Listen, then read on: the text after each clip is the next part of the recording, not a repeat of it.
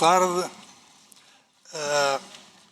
Naturalmente que começo por agradecer ao Sr. Engenheiro Paulo Pereirinha a gentileza do convite que aqui me traz e que, além de mais, me permitiu tomar um conhecimento um bocadinho maior do que aquele quase zero que eu tinha antes. De maneira que agradeço-lhe duplamente.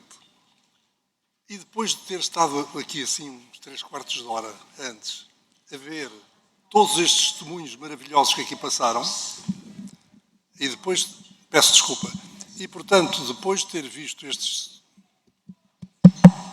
testemunhos todos que aqui passaram, perguntei-me o que é que eu estou aqui a fazer. Trago aqui umas lérias. Bom, mas pelos vistos não estou dispensado de as verter aqui e de vocês, coitados, me aguentarem, ouvirem. Muito bem. Então, vamos a isto. O tema que me cabe abordar é o da esperança no sofrimento e é particularmente pertinente no nosso mundo atual. É que talvez mais do que em quaisquer outras épocas, o sofrimento é visto hoje como algo inaceitável. O homem revolta-se, a cruz não é aceite. Diz-nos o Papa Francisco: tememos a vulnerabilidade. Não há espaço para a fragilidade. Isto é especialmente claro no nosso mundo ocidental. Paul Brand, um médico que esteve na Índia e nos Estados Unidos, verificou que na Índia as pessoas estavam habituadas a ver pessoas em sofrimento. Quando o sofrimento lhes batia à porta, era natural, normal, aceitável. Em contrapartida, no mundo dos Estados Unidos, as pessoas estavam muito menos preparadas para fazer face ao sofrimento.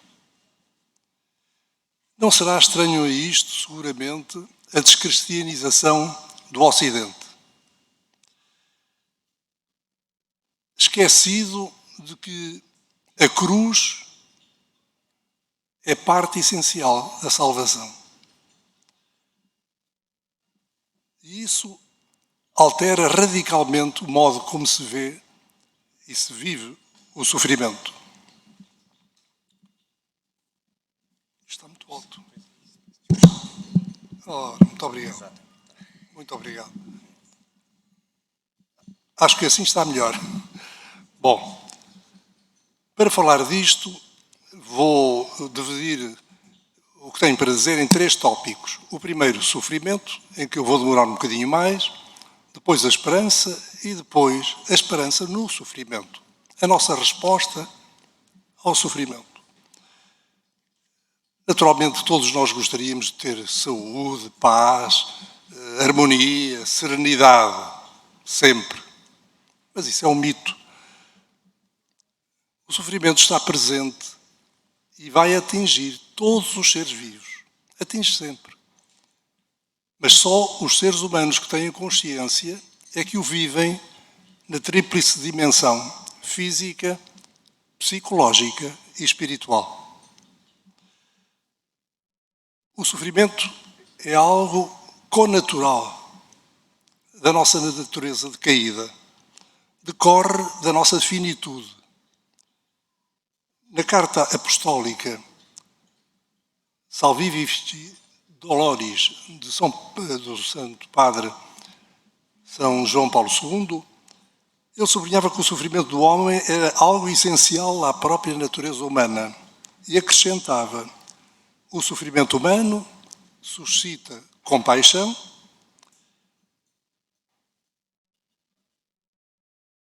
inspira também respeito e, a seu modo, intimida. De facto, quando o sofrimento é muito intenso, pode tornar-se numa força impiedosa da natureza. Dito isto, queria sublinhar que Deus não criou o sofrimento. Deus não se compraz com o nosso sofrimento ou com a nossa morte. Diz o livro da sabedoria. Deus não é o autor da morte. A perdição dos vivos não lhe dá nenhuma alegria. nem deve ser considerado o seu autor. Isso vê-se muito bem também na carta de Santiago. Deus não nos criou para sofrer.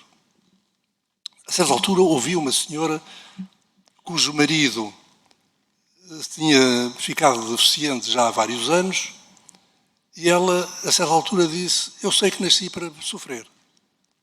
Eu fiquei arrepiado.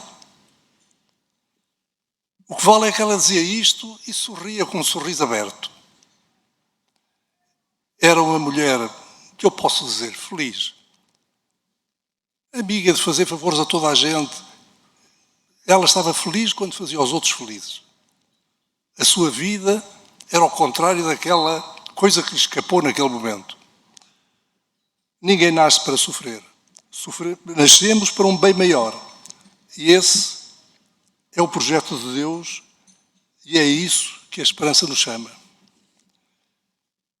Uma nota breve sobre os vários tipos de sofrimento, desde logo o sofrimento físico, mas também o sofrimento de ordem psicológica, todos nós o conhecemos, a ansiedade, a angústia, por aí fora, o medo, a frustração.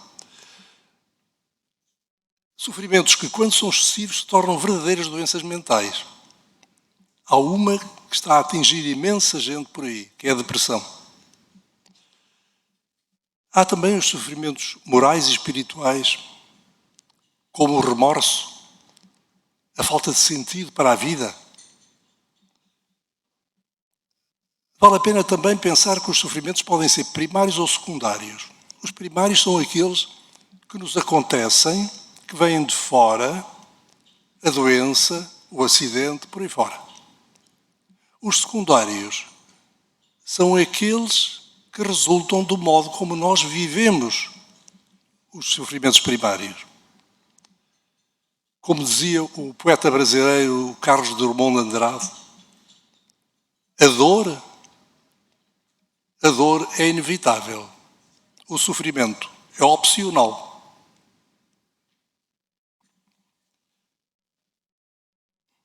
Importa também distinguir os sofrimentos que nos acontecem daqueles outros que são voluntários para um bem maior.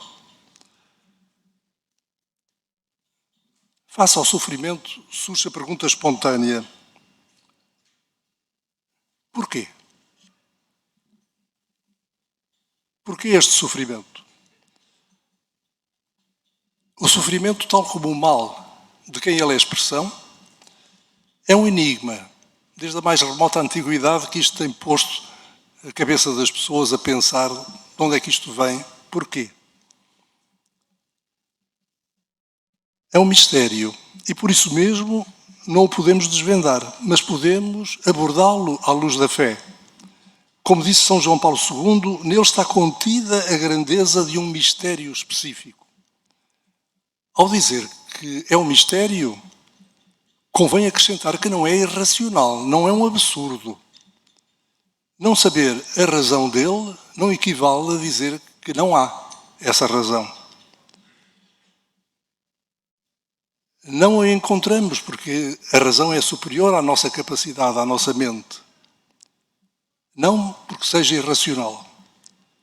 O Senhor que permitiu o sofrimento saberá tirar dele um bem maior.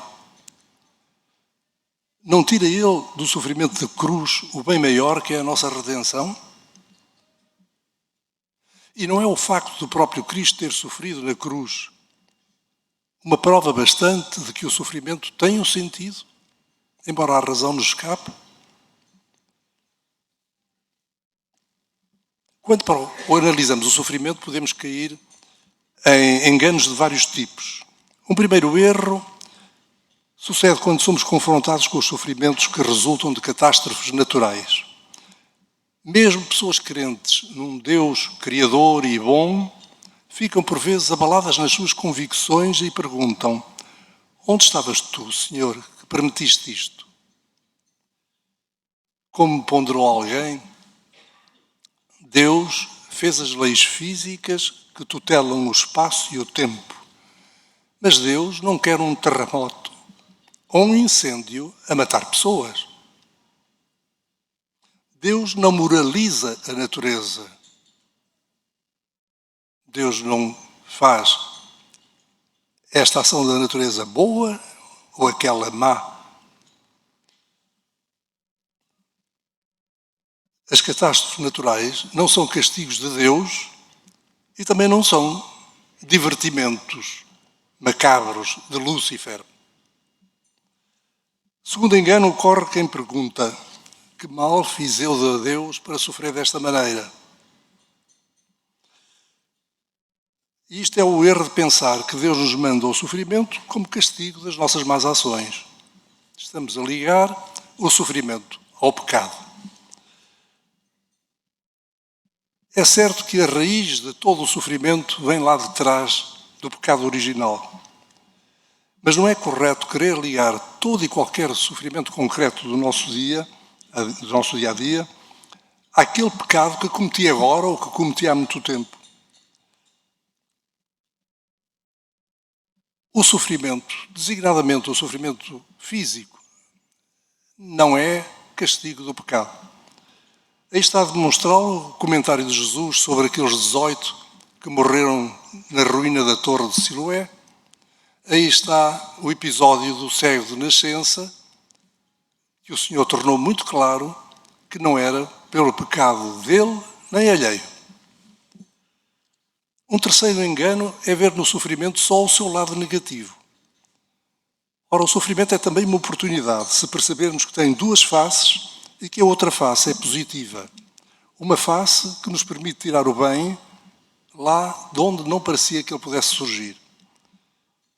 Numa pesquisa, numa investigação que foi feita em que se perguntava às pessoas o que é que mais havia contribuído para o seu crescimento espiritual, a resposta número 1 foi o sofrimento.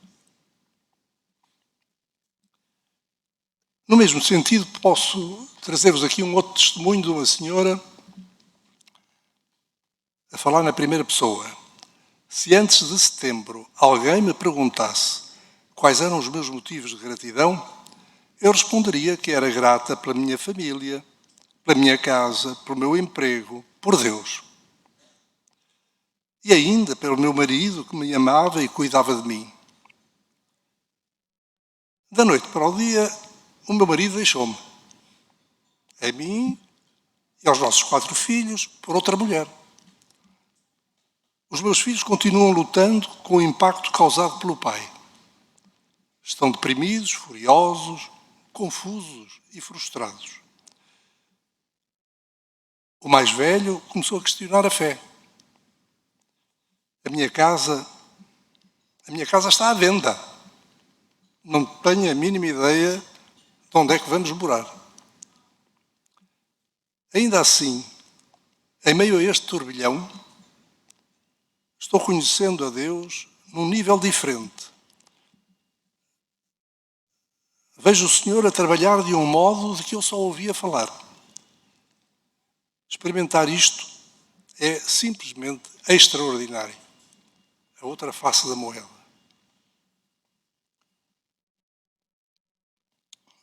Este testemunho, como de muitas outras pessoas, mostra então o extraordinário valor do sofrimento quando é vivido com a necessária disposição interior. E exatamente porque o sofrimento tem valor, é que se assumem os sofrimentos voluntários, numa oblação a Deus, designadamente com aquele sentido de intercessão que Nossa Senhora referiu em Fátima, dizendo que muitas almas vão para o inferno porque não há ninguém a sacrificar-se a orar por elas. O maior exemplo do sofrimento voluntário está em Cristo, que tomou sobre si os sofrimentos de um modo totalmente voluntário. Disse Santa Faustina Kowalska que Jesus lhe revelara que se os anjos fossem capazes de ter inveja, nos invejariam 2 coisas. A recepção da Sagrada Comunhão e o sofrimento.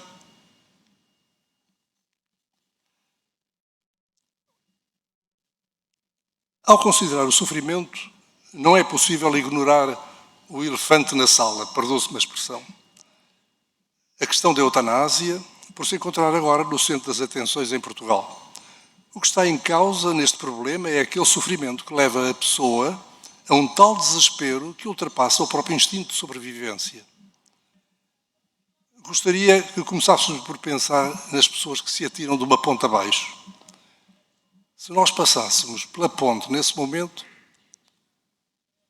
qual seria a nossa reação? Se pudéssemos, ter-o-íamos impedido, seguramente. Acho que basta isto para pôr a questão da eutanásia na perspectiva correta. Nem é sequer preciso qualquer argumento religioso, que a vida é um dom de Deus, que só Deus é o seu proprietário, etc. Nada disso. Basta isto. A reação natural que vem do coração humano. É um movimento natural, está inscrito no nosso coração e leva-nos a fazer tudo para que a pessoa não se suicide. São muitos os argumentos dos que defendem a eutanásia. Não é este o momento para falar disto, nem haveria tempo suficiente. Refiro só dois, que são os mais importantes: o sofrimento insuportável e a autonomia da pessoa, a liberdade da pessoa para decidir. No que tange ao sofrimento intratável, é necessário dizer que não são os sofrimentos físicos os que levam a maior parte das pessoas à eutanásia. As causas principais são a perda da independência, controlar as circunstâncias da sua morte, achar que a vida deixou de ter objetivo, estar pronto para morrer. Só depois aparecem as queixas físicas, em menos de metade dos casos. A fadiga extrema, a dor, a falta de ar, por aí fora. Além disso, é preciso dizer que a medicina atual é capaz de reduzir o sofrimento a níveis perfeitamente suportáveis ou a eliminá-lo totalmente. Reconheço que há casos limite, mas nesses casos limite, em que estes tratamentos mais simples não resultam, pode colocar-se a pessoa em sedação, a pessoa fica inconsciente, deixa de sofrer. Não é morta, não é matada.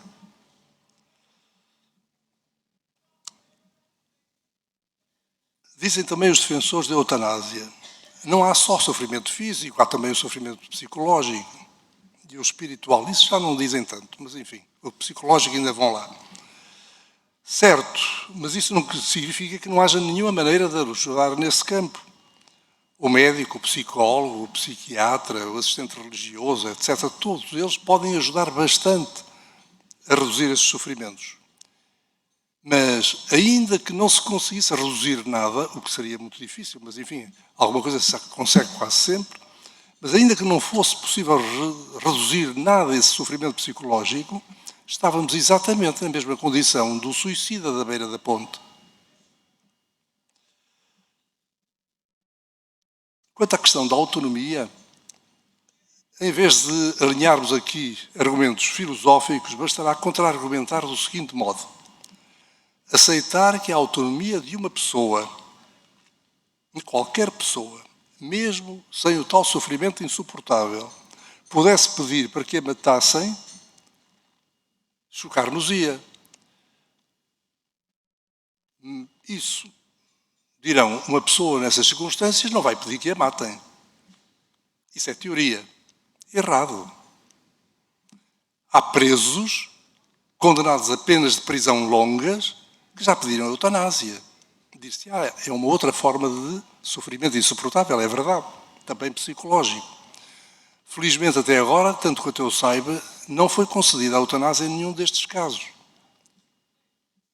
Até quando? Não sabemos. Mas não é verdade que se lhe está a recusar a tão proclamada autonomia que é reclamada para quem pede a eutanásia? Enfim, como se vê, os dois principais argumentos dos defensores da eutanásia não são válidos. A fechar este parênteses da eutanásia, gostaria de acentuar que o acompanhamento de uma pessoa que pede a eutanásia exige que o apoio seja dado com duas competências: a competência tecnocientífica e a competência do coração.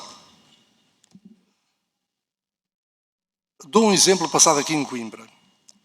Uma senhora ainda relativamente nova, cancro da garganta, do qual, como em muitos tumores, aliás, havia uma boa componente inflamatória ali à volta, e que a certa altura, numa manhã, num estabelecimento hospitalar, numa manhã não é capaz de tomar um pequeno almoço, nem sequer consegue engolir o iogurte. Senhora enfermeira, isto chegou ao fim, traga-me lá aquela injeçãozita. Vou falar com a senhora doutora. Isto era de manhã muito cedo, quando a médica chegou, fez a sua reunião habitual de equipa com o pessoal, toma conhecimento do caso e diz: vão-lhe injetar um corticosteroide, que é uma droga que reduz a inflamação.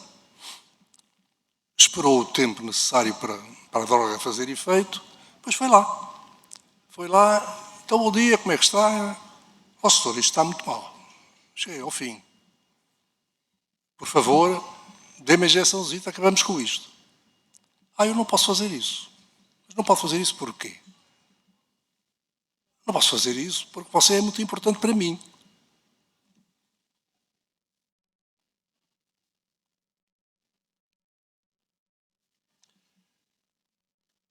A senhora sentou-se na cama,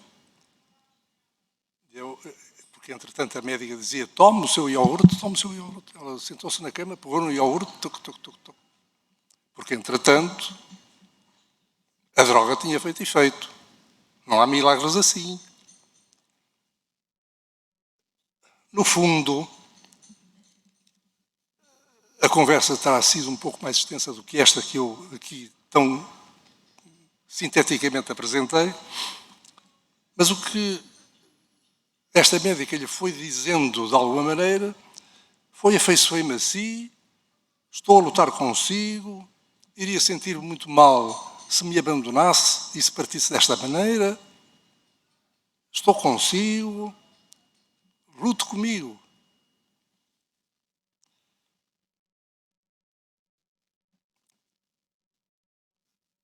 Este caso explicita bem o que eu estava a dizer das duas competências. A tecnocientífica e a outra, a do coração. Sei bem que os defensores da eutanásia são movidos por compaixão. Têm pena das pessoas e propõem como solução a eutanásia. A eutanásia é para eles uma morte por compaixão. Mas, como dizia Daniel Serrão, a morte por compaixão é a morte da compaixão. Passo ao segundo tópico, que é o da esperança. Naturalmente, há dois tipos de esperança. O primeiro, que eu vou aqui abordar, é a esperança simplesmente humana. A esperança de que algo de bom se materialize na nossa vida, aqui embaixo, dando cumprimento a um nosso desejo de que as coisas corram bem, sejam elas triviais ou graves. Quando dizemos a esperança é o melhor remédio, está obviamente a pensar-se neste tipo de esperança. Mas será isso, digamos, um sonho que não adere à realidade, aquilo que os ingleses chamam wishful thinking, ou será real? A verdade é que esta esperança humana, não é de desprezar, é capaz de ajudar imenso a pessoa em sofrimento. Como sou médico, tenho vivido isto em relação à doença e ao sofrimento que ela traz. E verifica-se que há um efeito inequívoco da esperança. Aliás, já nos campos de concentração, as pessoas com esperança tinham taxas de sobrevida superiores aos indivíduos que estavam sem esperança. O efeito biológico da esperança, desta esperança humana.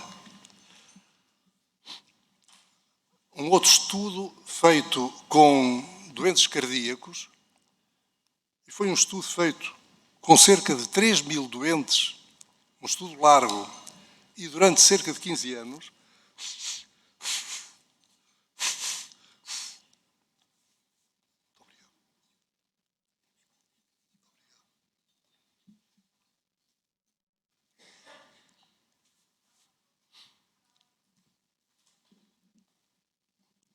esse estudo largo, durante 15 anos, mostrou que a mortalidade que se foi verificando nesses 15 anos foi, nos pessimistas, o dobro daquela que se verificou nos otimistas. E o que é curioso é que o efeito de proteção do otimismo foi tão bom quanto a magnitude, digamos, de todos os mais potentes medicamentos cardiológicos que nós dispomos.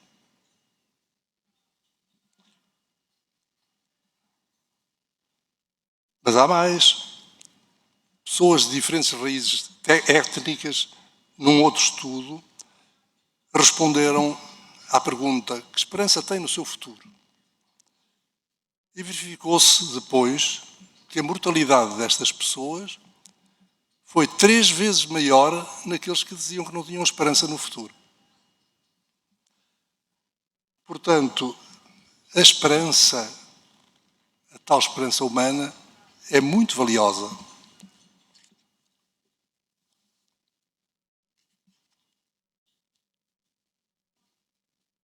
Eu disse há pouco que havia 2 tipos de esperança. E considero agora o segundo tipo, que se situa num nível superior a esta esperança simplesmente humana e que é a esperança ancorada no transcendente. A esperança de que veremos Deus, de que o veremos face a face. A esperança, virtude teologal. Explica o Catecismo da Igreja Católica. A esperança é a resposta para a aspiração de felicidade que Deus colocou no coração de cada homem. A esperança cristã tem um efeito transfigurador do sofrimento que passa a ser olhado numa perspectiva redentora vivida na fé. O Papa Francisco sublinha que a esperança é a mais humilde das virtudes teologais. E, não obstante, São Paulo dizia sobre esta virtude humilde que na esperança é que fomos salvos. O Papa Francisco deixa-nos também uma imagem que eu acho fascinante. Diz-nos ele que a esperança é como lançar a âncora até à outra margem e agarrar-se à corda. Lançar a âncora para o outro lado do sofrimento, para o outro lado da vida e agarrar-se à corda.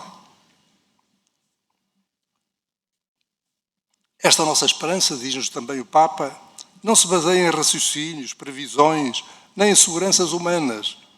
Manifesta-se quando já não há outra esperança, onde não há mais nada que esperar. Exatamente como aconteceu com Abraão, diante da sua morte iminente e da esterilidade da sua esposa Sara. A profunda esperança radica-se na fé. É precisamente por isso que ela é capaz de ir além de toda a esperança, porque não se fundamenta na nossa palavra, mas na palavra de Deus. Fim de citação. Nada é mais reconfortante na fé cristã que a esperança da vida eterna.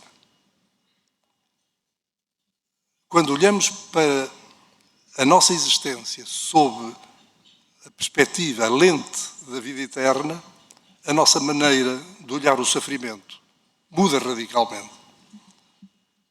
E entro no meu terceiro tema, penso poder fazer nos 5 minutos que me restam. Podemos ter vários tipos de resposta perante o sofrimento. Um é cair na tentação de o negar, adiante pensar sobre a situação. Mas ele paira no ar, ameaçador por cima de nós. Aprisiona-nos no medo, na ansiedade perante o futuro. Podemos também igualmente desistir.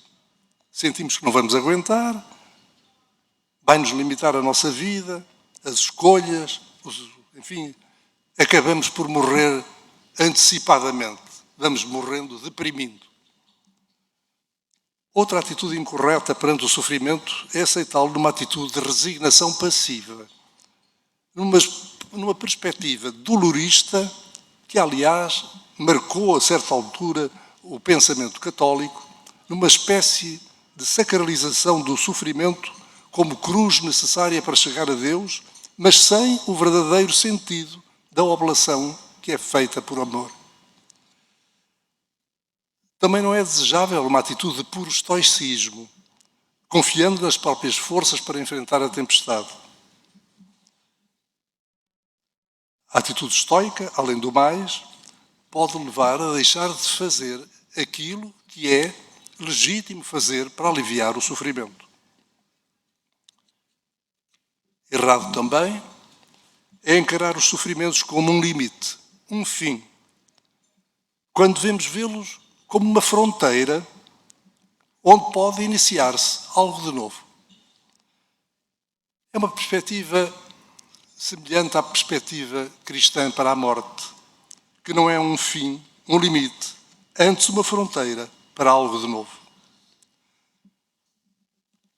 Viktor Frankl, um médico psiquiatra austríaco que sofreu os horrores dos campos de concentração nazis, dizia que a vida só adquire forma e figura com as marteladas que o destino lhe dá quando o sofrimento a põe ao rubro. A imagem acho que é suficientemente clara. Estamos a ver o ferreiro com o ferro ao rubro e agora que ele não está frio, está ao rubro, batendo-lhe, é possível moldá-lo. Quando a vida é um mar de rosas, podemos passar o tempo adquirindo conhecimentos sobre Jesus. Estou a citar um autor. Quando a vida é um mar de rosas, podemos passar o tempo adquirindo conhecimentos sobre Jesus, imitando, citando, falando sobre ele, como eu estou a fazer agora. Mas é somente ao sofrer que conhecemos Jesus. E assim, o sofrimento torna-se meio para alcançar um bem maior. Em suma, perante o sofrimento, vamos vivê-lo no abatimento ou na esperança? A mulher, todos vão recordar este texto, a mulher, quando está para dar à luz, fica angustiada, porque chegou a sua hora. Mas depois que a criança nasceu, ela já não se lembra do sofrimento por causa da alegria de um homem ter vindo ao mundo. Este sofrimento da mãe está aberto a um bem maior, o filho das suas entranhas, que espera ansiosamente, e por isso é um sofrimento que, embora não desejado, ela aceita na esperança desse bem maior. Do mesmo modo, qualquer sofrimento deve ser vivido nesta perspectiva certa, que é de olhar para o bem maior, para a outra face da moeda. E nessa esperança, agarrados à corda, sublimar o próprio sofrimento com os olhos fitos mais além e mais alto. Pior ou melhor que a nossa vida seja aqui, a eternidade chegará. Cito de novo o Papa Francisco.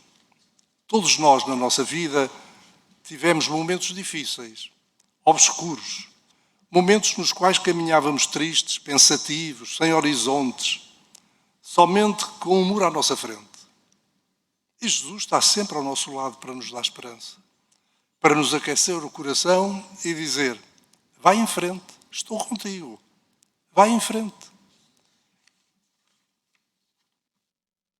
Uma nota final em 3 frases. A primeira, a receita para o sofrimento tem 2000 anos.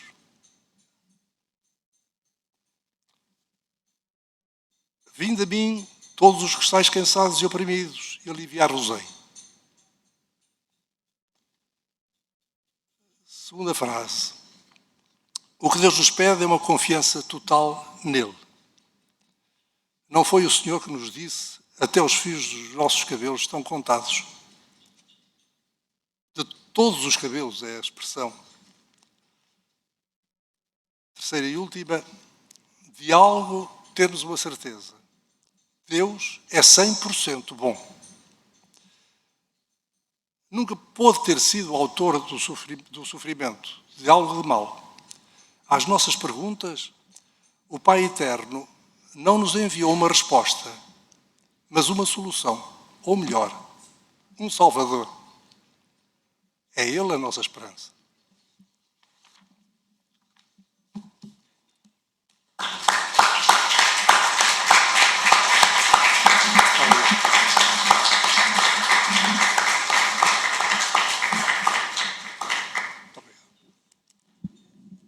Muito obrigado. Eu estava a ouvi-lo e tinha vontade de continuar, porque de facto abordou aqui questões que tocam a questão da médica, a questão humana, mas também a perspectiva da fé. E de facto é isso que todos nós precisamos também, enquanto homens, enquanto mulheres, enquanto cristãos. Temos algum tempo, aliás, queria agradecer-lhe, foi extraordinário também no cumprimento do tempo que tínhamos apontado. Isso. De maneira que temos até às 20 minutos, temos tempo, sintam-se livres também para colocar questões sobre estas questões do sofrimento, sobre as questões de sofrimento na medicina, enfim, sobre aquilo que vos vai no coração e que vos surgiu. Portanto, tenham só a mão no ar, quem quiser, para fazer chegar o microfone.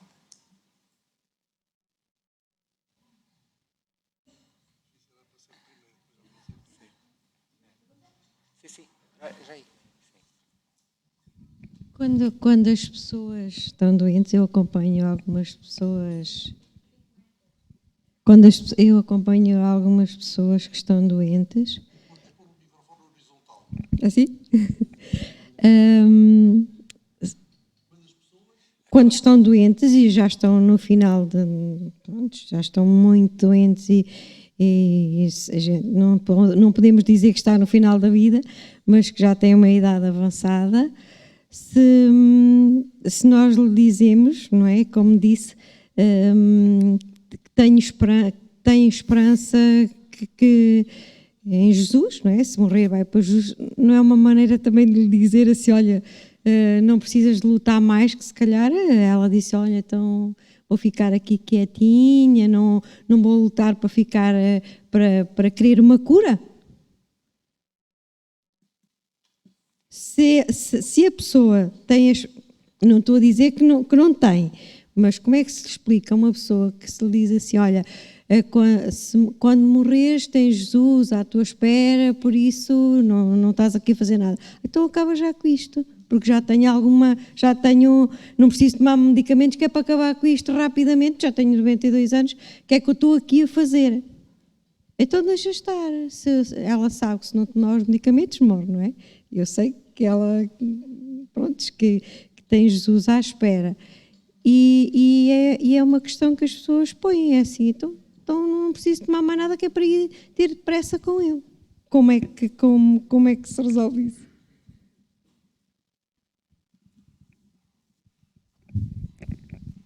Ora bem, eu talvez veja duas questões aí na pergunta que me fez.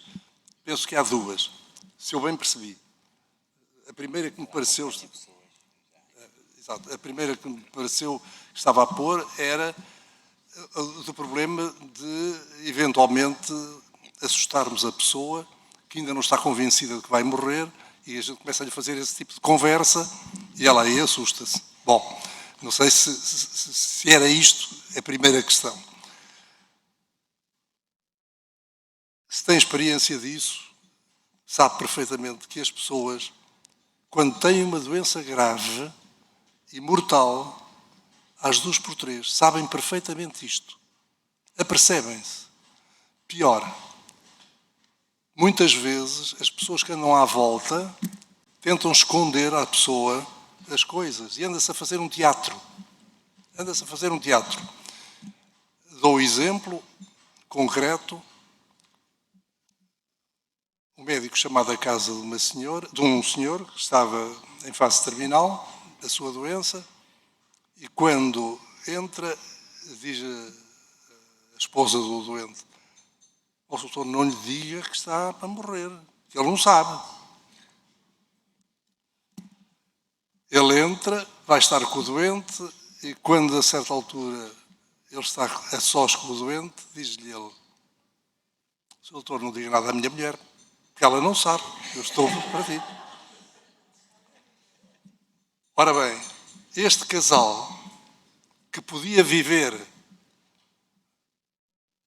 aqueles últimos momentos da maneira mais frutuosa possível, não conseguiram estar unidos naquilo que era mais importante. Foi um teatro.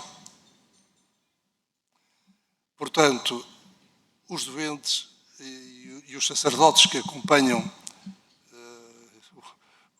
nos hospitais têm essa experiência. Os doentes sabem perfeitamente quando chega a hora. Quando chega a hora, quer dizer, quando apercebem-se das sucessivas tentativas de ajuda e que não resultam e progressivamente vai piorando. As pessoas têm um mínimo de inteligência e apercebem-se. E, portanto, fazer teatro é o pior que se pode. Por outro lado, como falar às pessoas? Eu acho que é abrir-lhe o coração e dizer-lhe o que a pessoa própria pensa para si. E isso pode servir de espelho, digamos assim. Eu, na sua posição,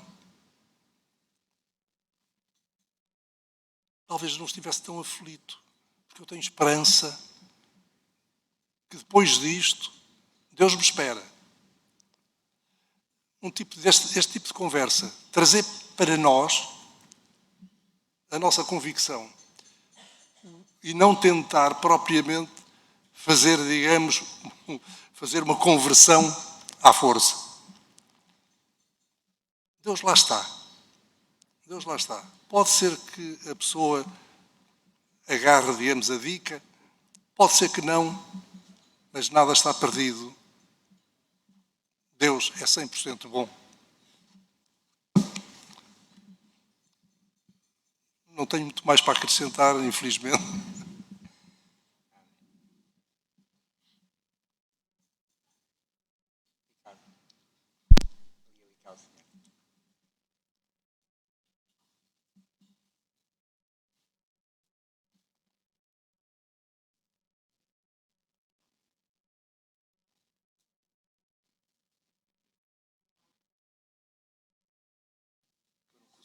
Não consegue ouvir.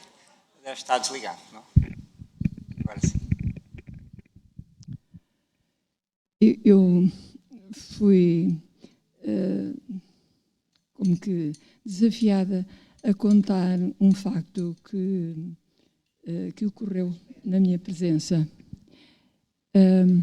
Fui ver um doente que estava em fase terminal um dia e ele, aí então conversámos um bocadinho, já com dificuldade, e apercebi-me que eu estava convicto que ia durar pouco tempo. E falei-lhe pouco tempo, que estava no fim. E eu tinha levado um livro de orações para o fim da vida, não é? Para um doente terminal. E disse: olha, Sr. Manuel, quer que eu leia um bocadinho daqui, deste livro? E ele ensinou-me que sim. Porque era mais por gestos que eu fazia entender. Li e ele ficou consolado. No dia seguinte fui vê-lo de novo e ele olhava para mim e já não conseguia falar, a fazer-me gestos, a invocar um pedido, a fazer um pedido. Entretanto, chega a esposa e diz: ai, olha, estás a pensar nos homens, estou a arranjar a lenha, a tratar da lenha. Não te preocupes, então está tudo bem. E ele, não era isso que o preocupava. E voltou a olhar para mim. E eu percebi-me o que é que ele queria. Sr. Manuel, quero que leia mais um bocadinho. Assinou que sim. E senti que ele ficou em paz. Por ter sido compreendido, ele que era um homem tão cheio de vida e tão amigo de trabalho, e parecia que só pensava no trabalho, e levou mesmo a vida toda a trabalhar, e ali, naqueles momentos, para ele o trabalho, o serviço, o resultado do trabalho, já não contava. Contava, sim, era um clima que o ajudasse a fazer a transição daqui para lá, para o além. E isto já foi há muitos anos que aconteceu, que eu também já tenho muitos, e ficou-me quanto fica por fazer nestes momentos de um final de vida, quando não há quem leve o nome de Deus para consolação, para que se crie uma perspectiva de uma vida maior. E há que estarmos atentos a isso. Muito obrigado. Eu ouvi o testemunho, mas não sei se havia uma pergunta agora no fim, não percebi. Era o testemunho. Estarmos atentos a isto. Claro.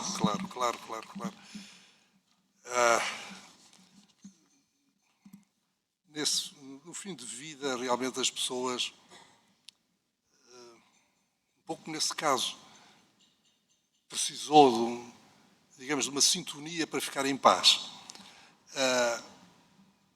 Quantas pessoas não estão em paz exatamente nos últimos momentos porque têm problemas por resolver. Com um filho, com outro familiar, etc. E não querem partir sem conseguir fazer isso. E isso feito, ficam em paz. E a partir daí podem partir. Estou-me a lembrar, até era de um familiar meu, com câncer da próstata, metastizado, cheio de dores, que depois começou a fazer a terapêutica da dor de vida. Estava pacificado em termos desse sofrimento doloroso, mas que estava aqui no hospital, foi degradando progressivamente e, a certa altura, a morte era iminente. E mandaram-me para casa para ele falecer, em casa. Só que ele tinha um neto único que ia fazer a primeira comunhão. Ele queria ver o neto. Bom, foi para casa, com surpresa, não morreu nem nesse dia, nem no dia seguinte, aguentou 8 dias, até à primeira comunhão do neto, àquele ele já não pôde assistir, não foi à igreja, mas assistiu depois à festinha em casa e no dia seguinte faleceu. Nitidamente, ele estava à espera daquilo. Aguentou-se em vida para ver o neto a fazer a primeira comunhão. Não tenho nada a acrescentar.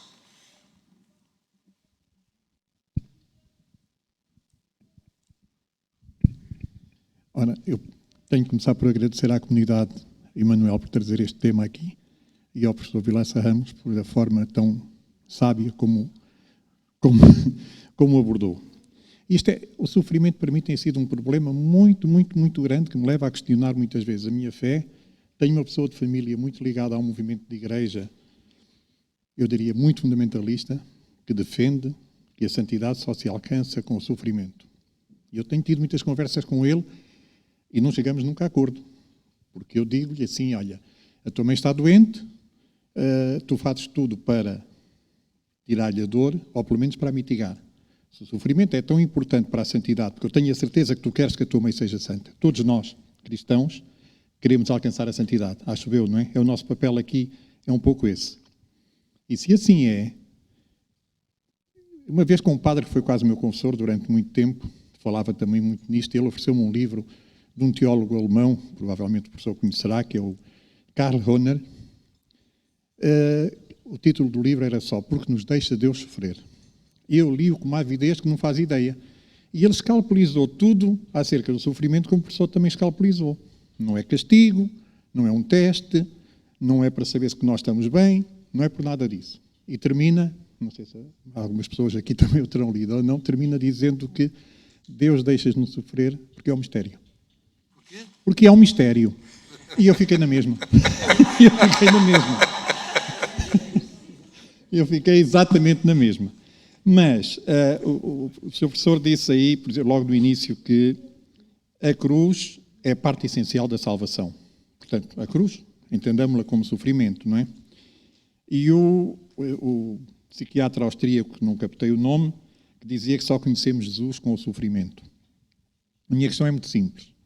Há pessoas, bem ou mal, que nunca conhecem o sofrimento. São pessoas extremamente felizes, estão em sua casa, deitados na cama, felicíssimos, deitaram-se muito felizes e um tremor de terra fez com que a casa desmoronasse, caísse um pedregulho em cima deles e eles morressem. Pergunto, não conheceram Jesus? Muito obrigado.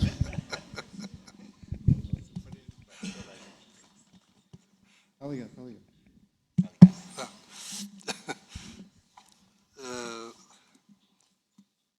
Não vou argumentar com a questão de saber se uma pessoa pode ser inteiramente feliz aqui em baixo sem nunca ter tido nenhum sofrimento. Duvido muito. Bom, o bebê que chora porque está com fome ou porque tem dores cólicas, etc., sofreu. Bom, e se calhar até já dentro do ventre materno já sofreu. Bom, portanto, o panorama que colocou é um bocado um panorama um bocadinho irrealista. Mas, obviamente, que não é o nosso sofrimento que nos salva. Foi o sofrimento dele que nos salvou e que se prolonga nos nossos sofrimentos, etc. Como dizia São Paulo, que sofria em si o que faltava à paixão de Cristo. Portanto, os nossos sofrimentos unem-se ao sofrimento de Cristo. E só nessa medida é que eles são redentores. A pessoa que não teve a sorte de conhecer a existência de Cristo é talvez a maior parte da população mundial, está fora da salvação de maneira nenhuma. De maneira nenhuma. Portanto, no caso concreto que estava a pôr, caiu a casa em cima dele no tremor de terra, etc. Quando lá chegar, vinde benditos do meu Pai, porque eu tive fome, deste-me de comer, tive sede, deste-me de beber, por aí fora.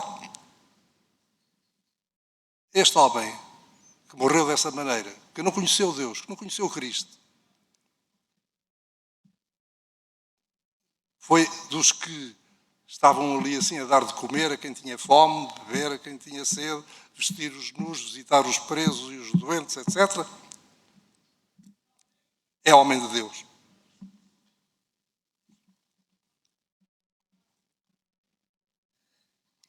Não tenho mais nada para dizer.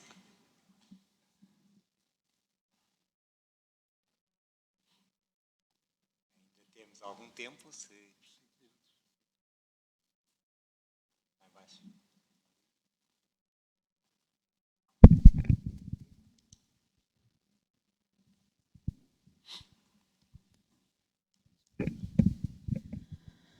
Olá, boa tarde.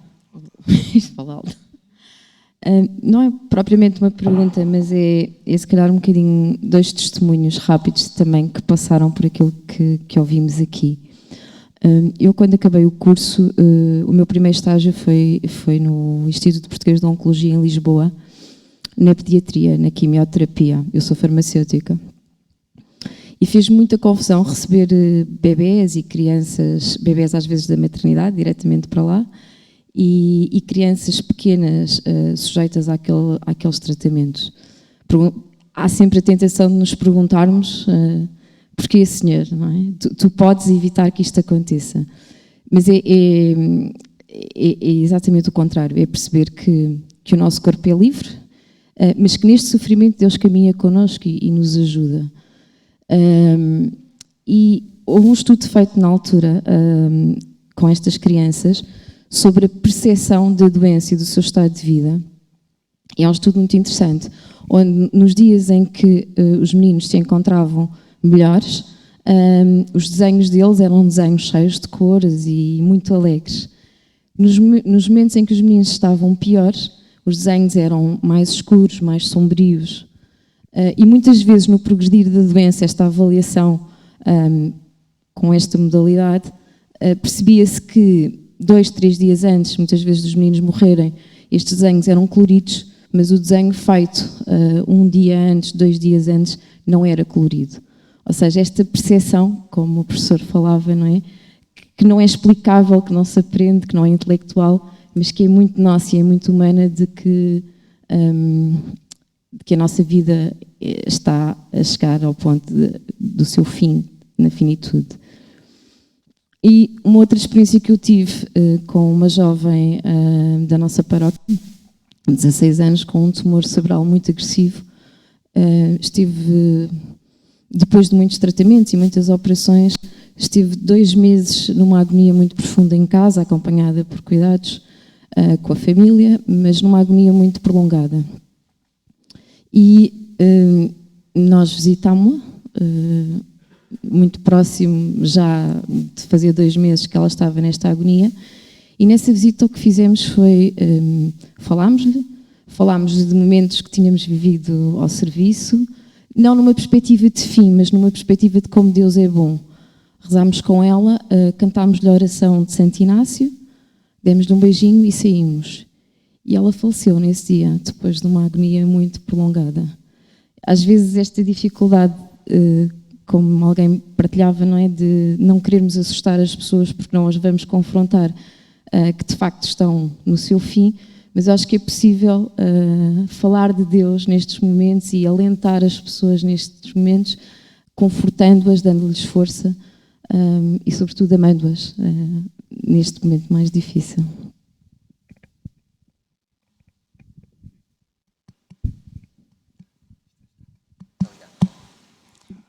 Muito obrigado pelo seu testemunho. Não tenho nada a acrescentar, só posso dizer amém.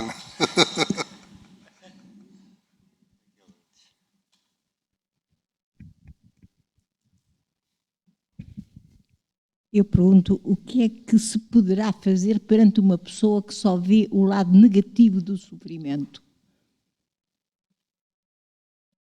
Se calhar eu complemento isto, ou ponho a questão também, a questão do sofrimento. Exato. Considerado intolerável físico, que penso que a medicina já... Pois é que a pessoa está em sofrimento, mas não consegue ver nada de positivo e está a entrar em depressão porque só vê o lado negativo do sofrimento. Já agora também a questão do encarniçamento terapêutico, que é o outro lado da moeda. Se quiser falar um bocadinho sobre isso.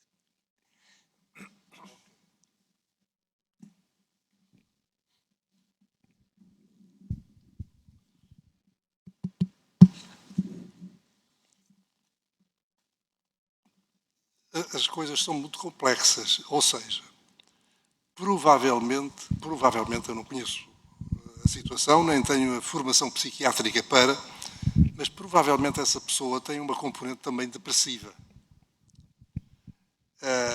Portanto, a abordagem dos cuidados paliativos tem essa enorme vantagem, é que é uma abordagem completa.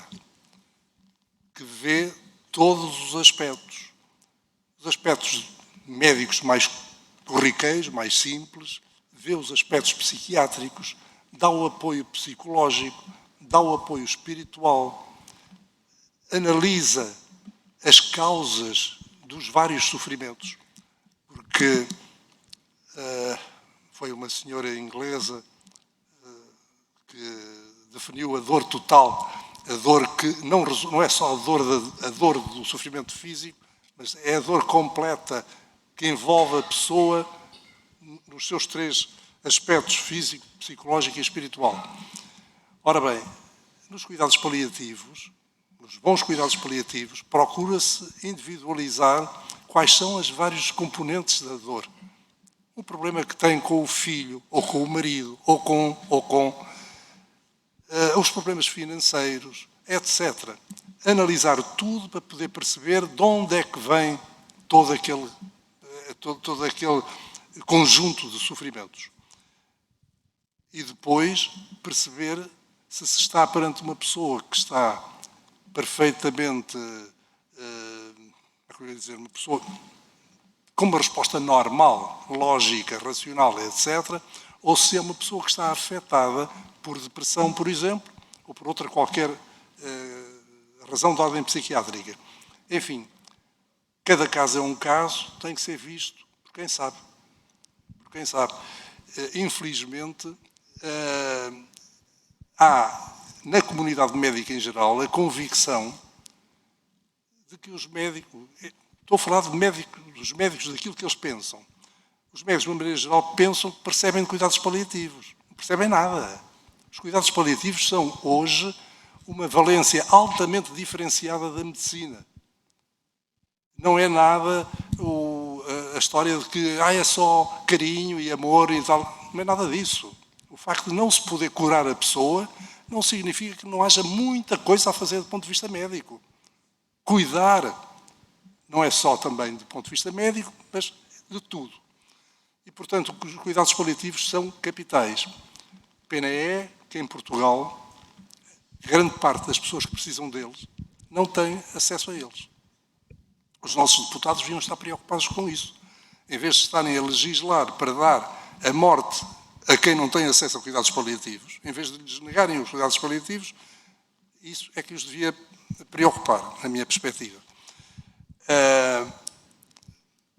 Não tenho muito mais a acrescentar, cada caso é um caso. Posso enxertar a sua questão. Realmente, ainda volto atrás só para dizer o seguinte: de facto, há muita gente em Portugal a morrer em sofrimento. E isso sucede exatamente porque não há cuidados paliativos capazes. E quando eu digo que os médicos não sabem, grande parte dos doentes que estão pelos hospitais, etc., chegam a uma fase em que começam a precisar de ter apoio de cuidados paliativos e eles não se apercebem disso. Só tardiamente é que levantam o problema. De uma maneira geral, até, muitos têm o receio de sequer propor os cuidados paliativos a um doente, com o receio de que, exatamente psicologicamente, isso seja uma pancada. Bom, voltemos então à questão do encarniçamento terapêutico. De facto, É esta questão. o encarniçamento terapêutico, de facto, ainda vai havendo, e é má medicina. Não é boa medicina continuar a prestar cuidados que são inúteis, fúteis, a chamada distanásia. O que se pretende é a ortotanásia, ou seja, dar o apoio necessário para manter as funções vitais, reduzir o sofrimento, as queixas, etc., fazer esse acompanhamento com o cuidado, mas não tentar a cura quando ela não é possível. Não tentar meios extraordinários quando eles não vão ser operativos, não vão resultar. Ter esse bom senso de parar quando se deve parar. Hoje, a medicina tem tantas armas agressivas que, para tentar salvar a vida da pessoa, que realmente, se o médico não tiver muito cuidado, com facilidade cai no encarniçamento terapêutico. Com facilidade.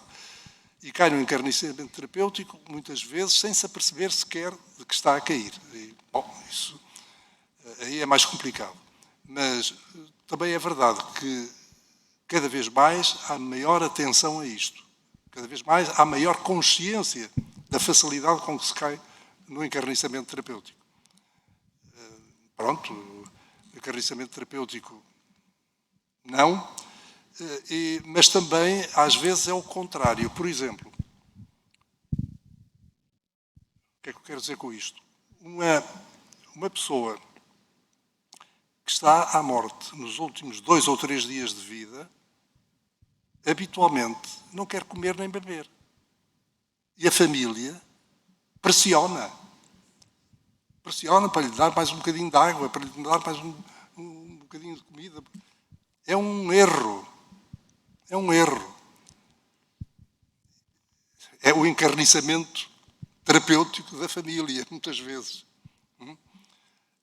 A pessoa já não é capaz sequer de assimilar aquilo que lhe tentam meter pela boca, inclusive pode fazer uma aspiração de água para os pulmões e criar outros problemas, e, portanto, é preciso deixar que a pessoa parta em paz, pacatamente, não insistir. Se a pessoa não quer, respeitar a sua vontade. Falamos tanto de autonomia, vamos respeitar a vontade de quem está para partir. Obrigada.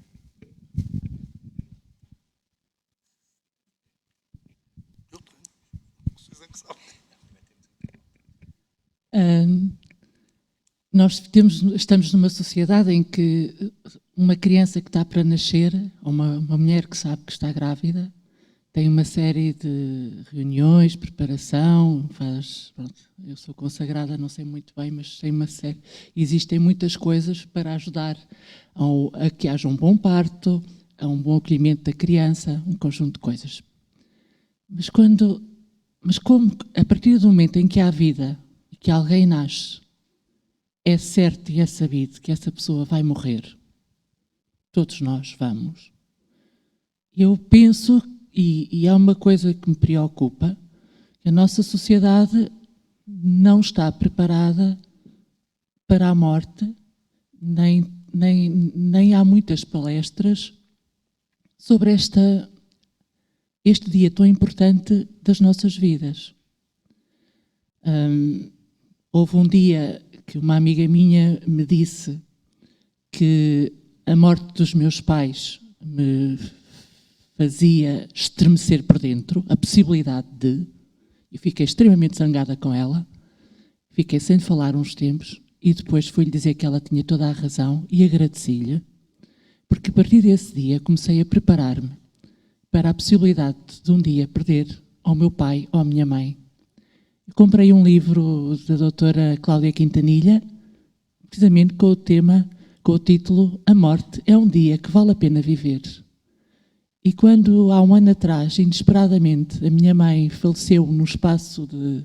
Teve um AVC numa sexta e faleceu na quarta, eu pude, graças a esse livro, e graças àquilo que a minha amiga me disse, ir buscar forças a Cristo e acompanhar a minha mãe, embora com Covid, aqui no hospital, nos últimos dias da vida dela, eu pude estar ao pé dela e pude rezar o terço e ver que, embora a minha mãe estivesse num estado de coma, vá lá, porque ela não abriu os olhos, ela ainda tentou rezar. Quando eu comecei a rezar, ainda rezámos o terço juntas, porque eu estava ao lado dela e sentia que ela, embora a pequenos sinais, e no momento que eu me vi embora, ela apertou-me o dedo. Não houve mais nada. No dia seguinte ela partiu para o céu. Em paz, eu pude ter uma conversa com ela. Eu estou em paz. Eu nunca pensei que a partida da minha mãe me deixasse em tanta paz.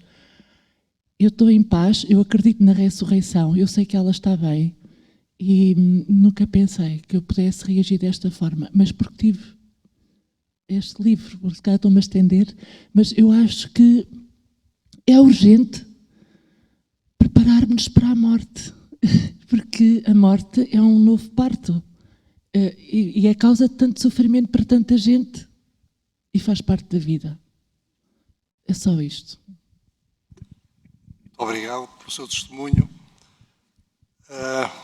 Eu recordo um sacerdote aqui da nossa Diocese de Coimbra, faleceu novo, o Padre Manuel Paulo, que dizia: devíamos fazer do morrer um verbo transitivo. Morrer a própria morte. Sermos atores da nossa morte. Não sofremos a morte, morremos ativamente.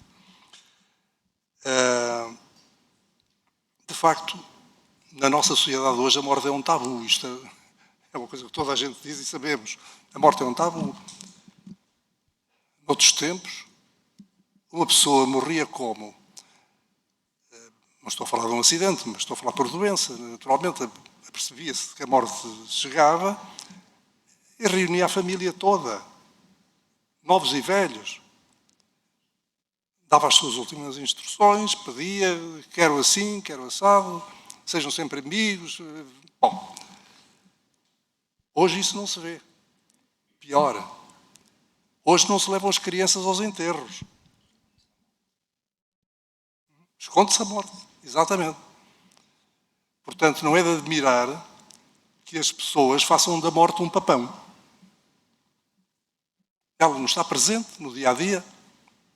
Não é? De maneira que pode testemunhar exatamente ao contrário, graças a Deus. Faz favor.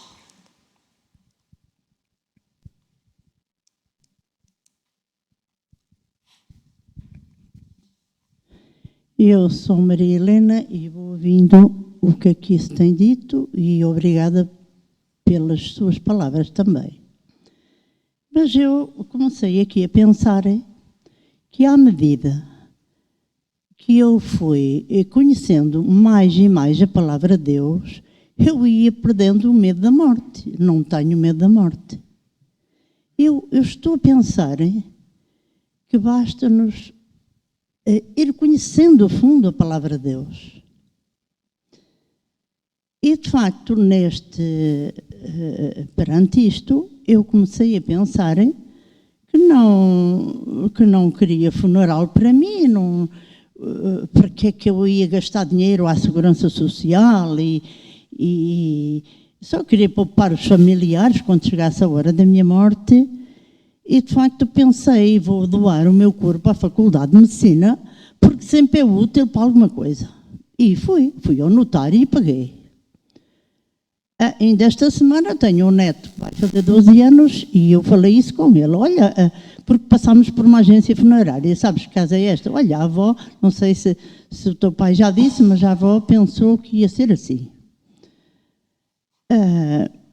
Eu às vezes em conversa, por qualquer razão que agora não vem à baila, eu falo nisto e as pessoas ficam muito constrangidas. Ai, credo, então, mas ai, credo, porquê? Estar na vida ou na morte?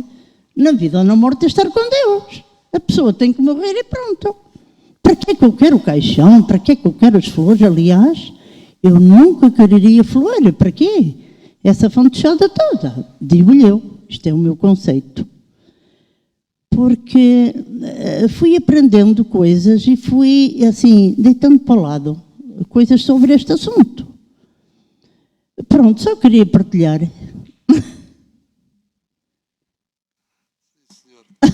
Só queria partilhar isto. Ok.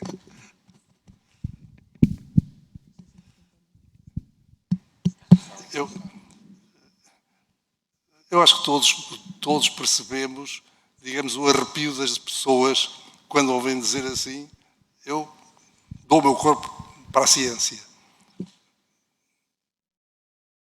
Mas é essa uma visão cristã? O Dr. Daniel Serrão, que eu já aqui hoje citei, dizia, depois de morto podem fazer o que quiserem do que lá está. Eu já lá não estou. Aliás, aprendi com ele muita coisa, e uma das coisas que aprendi com ele em relação ao sofrimento e à doença é que ele, a certa altura, teve um cancro da próstata. E dizia assim, eu sei que vivia o que ele dizia. Dizia assim, a minha próstata está doente, eu estou ótimo. Bem,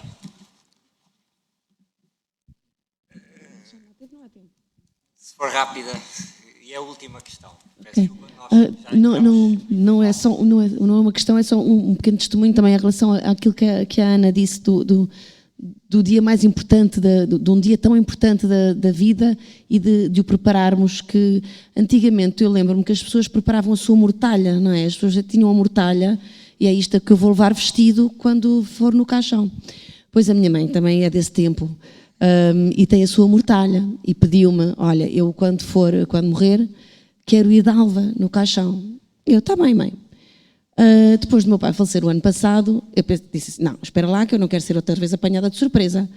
E então fui falar com o meu pároco, que também é costureiro de roupas sacras, e disse, seu padre, o seu prior, eu vou querer uma alva assim grandita. Vais querer uma alva, mas as tuas filhas já fizeram o crisma e a primeira comunhão, porque lá na paróquia vai tudo. Não, é para a minha mãe. Uma alva para a tua mãe, mas para que é que a tua mãe quer uma alva? É para a mortalha dela, para levar no caixão. E o meu prior disse, que grande disparate, não vou fazer. E eu disse, olha, desculpe, mas vai fazer, vai, porque o meu pai tinha falecido há pouco tempo, não quero ser apanhada outra vez de surpresa e a minha mãe quer mesmo ir. E ela então lá me fez aquela cara e disse, pronto, isto não é muito comum, mas eu então vou fazer. E o que é certo é que a minha mãe lá tem já, no sítio onde a gente sabe, a alva preparada, com grande fascicleira atrás, para não dar muito trabalho aos senhores da funerária, a alva preparadinha para o dia da sua partida para o céu. Também conheço outra pessoa que preparou muito bem a sua morte, foi a Ana Carolina. A Ana Carolina, eu era catequista dela, e foi-lhe detectado num dezembro um tumor no cérebro. E disseram-lhe logo que aquilo não ia a lado nenhum e que não havia nada a fazer. E ela ainda foi 3 ou 4 vezes à catequese e depois aquilo foi muito rápido e muito agressivo e ela foi-se degradando, o corpito dela foi-se degradando. E eu, a última vez que a fui visitar, ela tinha não só a roupa escolhida, como o penteado escolhido, como o verniz que levava nas unhas, tudo escolhido. O tipo de flores que queria, não sei o quê, e dizia assim, estou tão contente, estou à espera da grande festa, estou tão contente. E para ela preparou aquele dia com tanto entusiasmo, e depois só me dizia, vamos cantar aquela música que a gente cantava na catequese, que era assim, Cristo, Senhor, tu me chamaste, eu me respondo, estou aqui. Tu me chamaste pelo meu nome, eu te respondo, estou aqui. E ela dizia, é esta que eu quero ir a cantar, eu vou a cantar esta. E pronto, é este testemunho de uma criança de 10 anos, que depois durou 6 meses, ela foi diagnosticada em dezembro e faleceu no fim de junho, de 10 anos que via então e que encarava aquele dia da sua morte como a grande festa, o dia do encontro com o Senhor. Não tenho nada a acrescentar, como é evidente, mas acho ainda que a pessoa veja isso assim, um adulto, etc., tudo bem, mas acho ainda mais fantástico os pais de uma criança que morreu e mandaram cantar um Te-Deum. Bem, resta-nos agradecer. Aliás, temos que interromper porque o próximo tema será daqui a 10 minutos. Tínhamos um intervalo de meia hora, do qual já passou 20. Mas não estamos arrependidos. Agradecemos ao Sr. Doutor mais uma vez. Muito obrigado.